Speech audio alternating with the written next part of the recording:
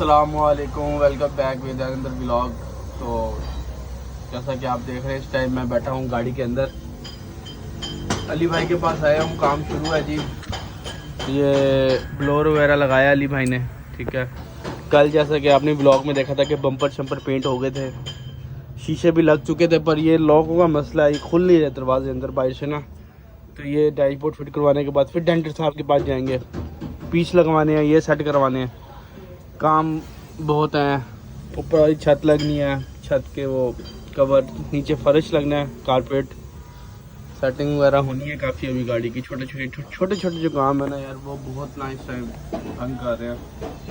Budget भी ख़त्म हो चुका है। डैशबोर्ड लग गया है, अब डेंटिंग का थोड़ा काम शाम करने जा रहे हैं। थोड़े एक दो पीस रह गए थे। डैशबोर्ड देखें कैसा लग रहा है। अभी थोड़ा सा गंदा है, सफाई होगी उसके बाद सही होगा। जी हाँ।